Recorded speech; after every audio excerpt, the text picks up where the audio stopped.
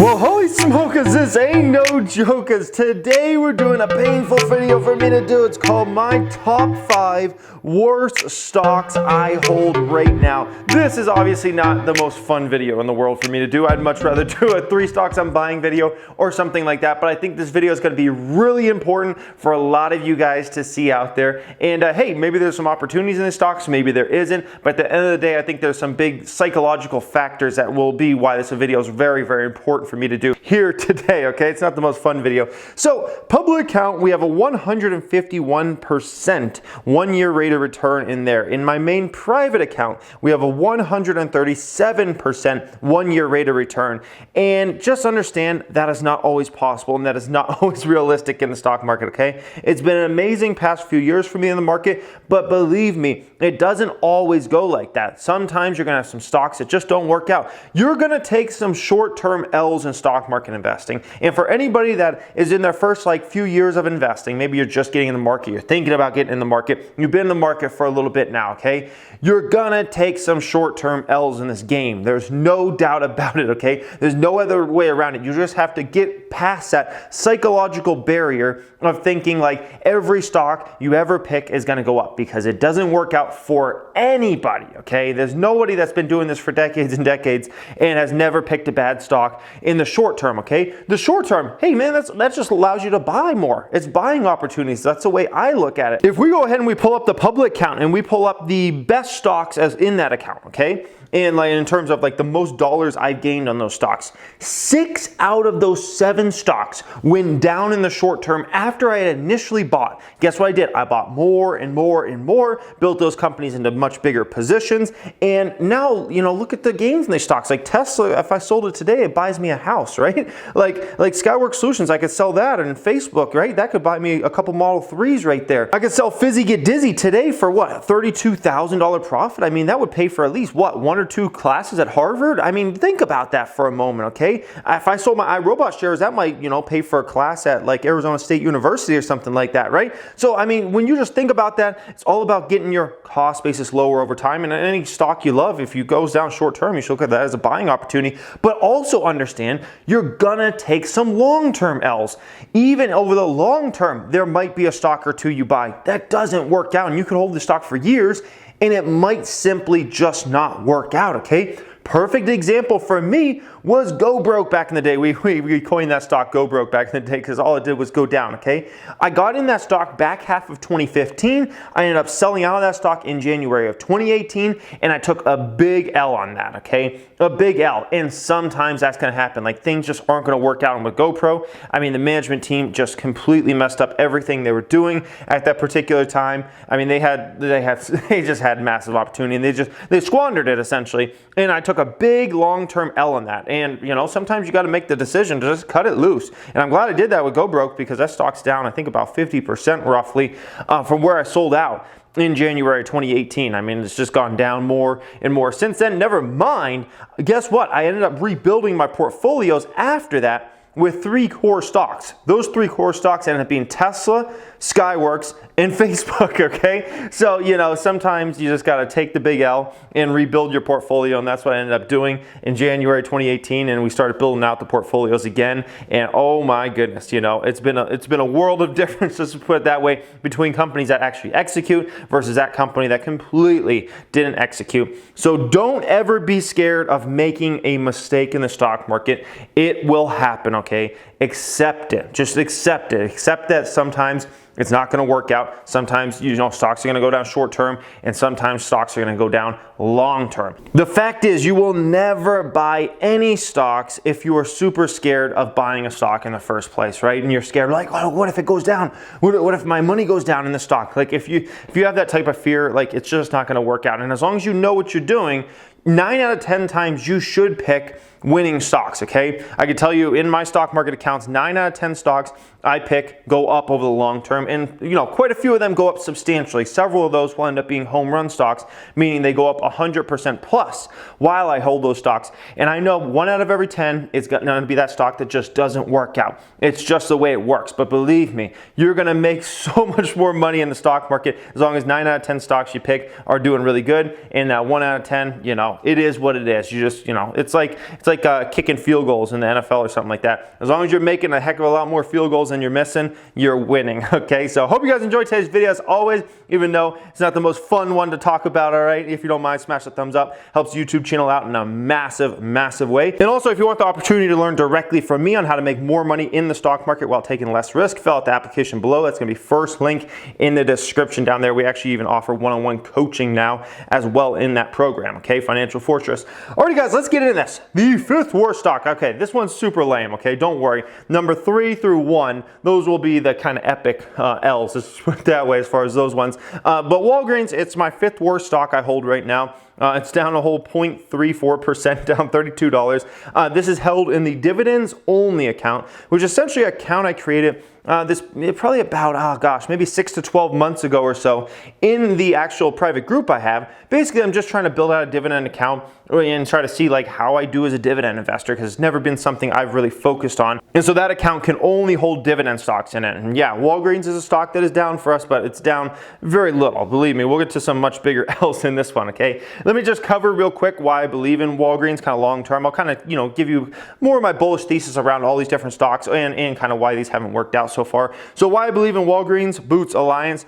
it's a needs-based business. It's a pharmacy. You go there if you need a box of Band-Aids, or you need some toothpaste, or you need some Tylenol, or some Pepto-Bismol, or whatever, okay? It's a needs-based business at the end of the day, and I definitely like that about Walgreens Boots Alliance, okay? It has a 7.4p on it. You're not many stocks you're gonna find in the stock market that trade that cheaply, okay? And especially for needs-based businesses. Keep in mind, anything that's needs-based or looked at as a category of, a solid company, usually those sorts of companies trade pretty rich. A lot of times they can trade at like 20s in terms of 4Ps. Walgreens is at a 7. I think that's really low. Walgreens is a turnaround play. The stock is right around its 52-week low, and I think it's actually even a multi-year low right around now, okay? So if you look at that stock, it's literally right around a multi-year low for that stock right now. I think it's a good turnaround play. I think they're doing a decent job as far as turning around the business. They have plans to basically open even I almost want to call it like doctor's office / urgent cares actually in part of their stores. They're gonna, I think, do like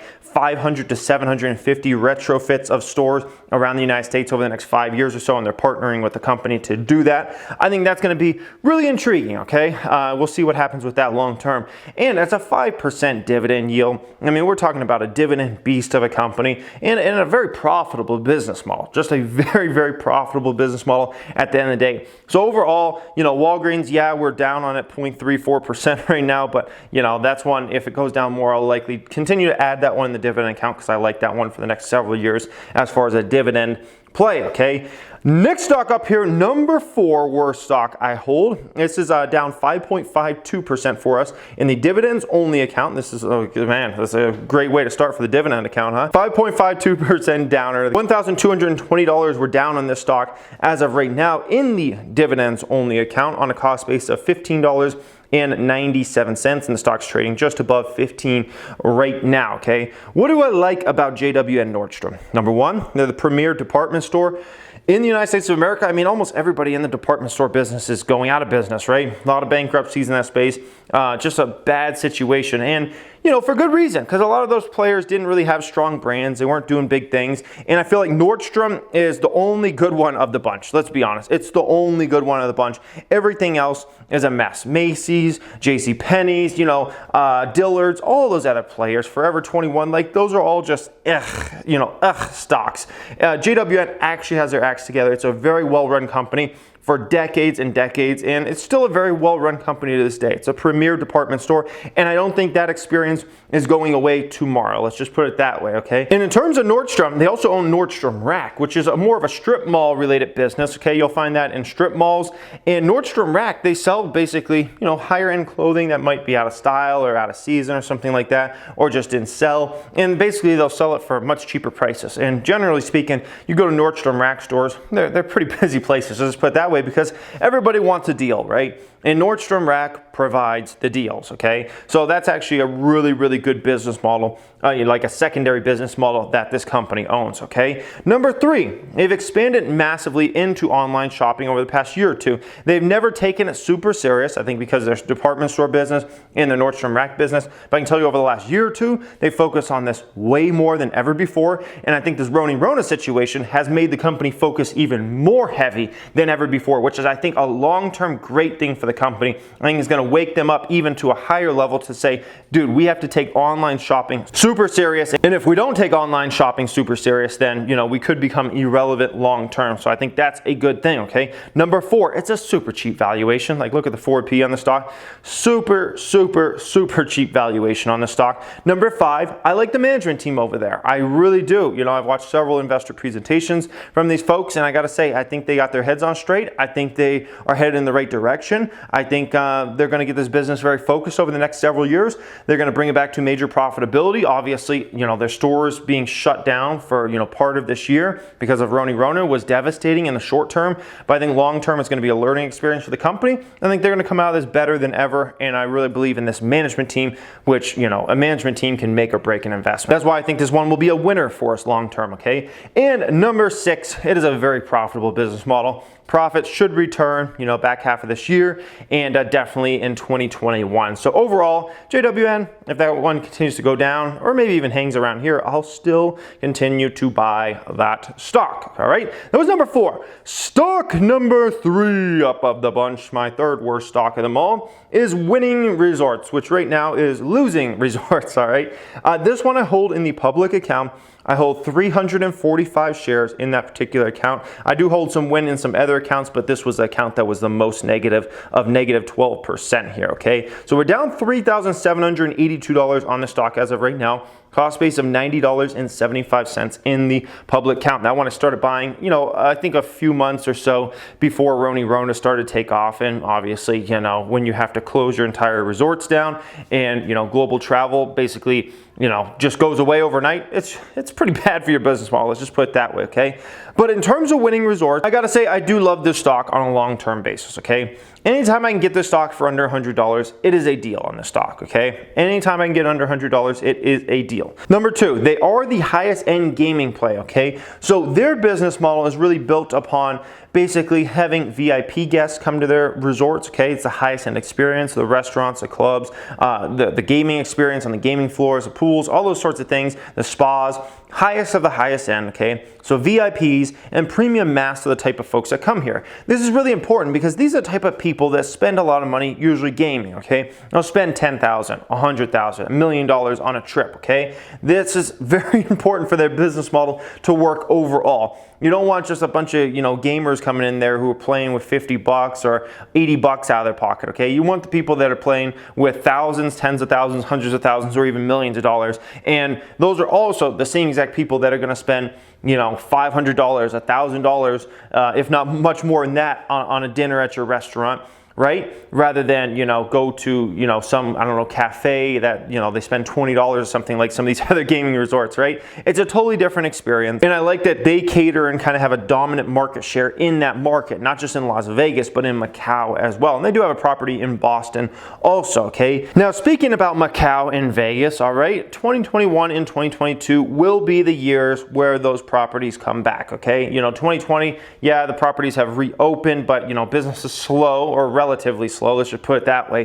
2021, 2022, I expect global travel to start opening up more and more conventions will start being booked, especially in the back half of 21, in my opinion, and in 2022. That's going to be very big. Also, just global travel starting to open up. And I think, you know, once travel starts to really open up in a major way, I think we will get crazy numbers from anything travel related, essentially, because people have been cooped up for quite a while, and especially if this rolls into 2021, believe me, man, people are gonna have more of an appetite to travel and go places than probably ever in human history. Let's just put it that way. So needless to say, I think the business will be really strong coming back starting next year, and especially if you're looking out a little longer term to like 2022, okay? That's really exciting. Number 4, it's a great dividend stock. As this business comes back, more and more of the dividends will return, and the cash flow machine that is this stock, which is a dividend stock, it will start to roar higher and higher, okay?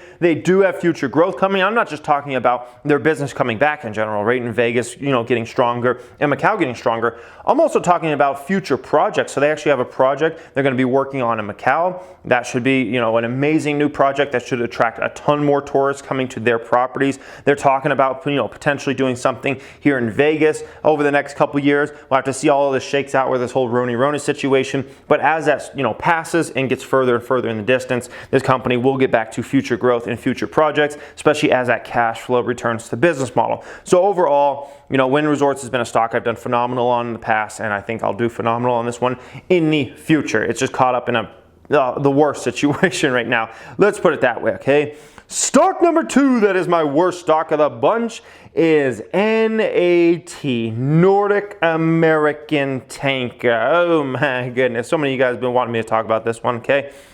This one I hold in my main private account, okay? And this one I'm down about 26% on, down about almost $9,400 on this particular stock. A cost base of $526 on this one, okay? Now, the loss isn't quite as big as it looks, although it is still big, because I have received dividends at least a couple times from the stock now, including the latest one that was just paid out to my account. What was that, about a week and a half ago or so, of $1,380. So, we're still taking a big L on this one, but it's not as bad as it looks just because we have received some nice dividends from the stock, okay? Now, NAT, let me talk about this one for a moment, okay? It's a very high dividend, okay? I mean, look at the yield, 14.43%. I mean, that's one of the highest you'll ever see out there in the stock market. It's a very, very high yield stock. Trailing P of 6.5 on this company. Very, very low. Forward P, we're going to have to see. I mean, the tanker industry rates, it can change really quick. Like, it was the end of the world for NAT like 12 months ago. And all of a sudden, 6 months ago, they were on top of the world. Now it looks horrible again. I mean, it's a business model that is all over the place. It is super volatile. That's why it's not my favorite stock at the end of the day. One minute it's like, oh, they're doomed. And the next minute it's like, oh my gosh, they're going to make so much money. It's crazy, okay? And they've been making so much money this year. It's crazy, okay? Oil tanker supply, in terms of new ships coming on, very low. I think that's really good news. It's not like NAT's out there ordering a bunch of new ships, and most of the players in this market are not ordering a bunch of new ships. I think this is very important and very good for the business model long term, because if there's not a glut of supply out there, then basically, whoever needs that oil transported, they're going to have to pay, higher rates. Let's just put it that way. And higher rates are obviously good for a business model like NAT. If everybody just, produces a ton more ships out there all of a sudden, guess what happens? Well, the rates you're going to get for your Suezmaxes are going to go down and down and down and down. That's obviously not a good thing, okay? I'm planning on holding this stock for the next, 1 to 2 years. Like I said, it's definitely not my favorite stock in the world. It's a profit machine right now. It's a dividend machine right now, and that's fine. But yeah, I'm planning on holding it for the next 1 to 2 years, and we'll see what happens with that one, okay? Definitely not my favorite. It's actually my least favorite stock I hold, but it is what it is, okay? Alrighty, guys. Now, before we get to number 1, okay? Oh my gosh, number 1. Remember to never ever buy a stock that involves ships, okay? This is all gonna make sense. You just saw number 2, okay? It's an oil tanker company, shipping company, okay? And guess what? Number 1's gonna be in the same space, all right? Alrighty, guys, number 1, the time has come. Carnival Cruise Line, ticker CCL. This one I do hold in the public account, and oh my goodness, has it been bad, okay? Down almost $43,000 on this stock, down 53.73%. Oh, what an ugly situation. 2,250 shares. Cost base of $35.52. Okay, I mean, yeah, this one is treating us poorly. So when it comes to CCL, here's how I look at this one. Okay, one, I started getting in the stock right before Rona took off. Okay, like the worst time I could have possibly bought this stock, and unfortunately, it was right at that time when all of a sudden all travel started being suspended suspend it. It got really ugly really fast. Obviously, anything in the travel sector has been devastated by this, including CCL. This is a stock I've held all the way through this whole experience, right? It went all the way down to $8, I think, at its lows, and now today it's like 16. I'm planning on to continue to hold this stock. This is that stock I've kind of looked at and I said, this stock's either going to go bankrupt, it's either going to go to zero, or it's going to make it through this, and it's probably going to be a $30 or $40 stock again in the future. I'm leaning more toward this is probably going to be a $30 or $40 stock in the future. I'm not running out to put more money in it, because even if it goes back to 30 or 40, off a $16, $17 share price right now, it's not like it provides that crazy of an opportunity for me, right? I mean, I can maybe double up my money in the stock over the next 3 to 5 years. That's nothing wrong with that, but I think there's definitely plenty of stocks out there I'm looking at that have way more than double capacity in terms of stock price over the next 3 to 5 years, because they're just in a stronger position than something like a CCL. Like CCL is going to have to prove, and a lot of those stocks have almost, virtually no chance of going bankrupt anytime soon. CCL, we'll have to see. The hope is that Rona doesn't take back off in any major way, and the hope is, obviously from a human standpoint and from a stock standpoint, that, deaths do not rise in any considerable way and those numbers stay down. If that happens, travel can start opening back up more and more. If numbers spike up huge, they might have to close it down completely again. They might have to, stop sailing. That would be really bad for the stock. So, but anyways, hope you guys enjoyed today's video. As always, this is it's never fun to talk about your worst stocks you hold, but I hope you guys appreciate it. If you don't mind, smash the thumbs up button and just understand, like, sometimes it's not going to work out. Like, sometimes you're going to have a carnival situation where you're just getting a stock at the wrong place, wrong time, I guess you can say. And as long as you got a lot more winners and losers, that's all that matters. It's literally all that matters in the stock market. As long as you're making way more money than you ever take on a loss. That's what's the most important at the end of the day. So hope you guys enjoyed this. As always, if you want to apply for my private group, check out the description down there. It's going to be the first link down there. We even have one-on-one coaching now from millionaire students of mine that have 1 million, 2 million, 3 million plus in the stock market. So if you're looking for something like that, we even offer that now. But you do have to fill out an application, get on the phone with somebody high from a team to see if you are a fit for that group. So hope you guys enjoyed this. As always, thank you for watching and have a great day.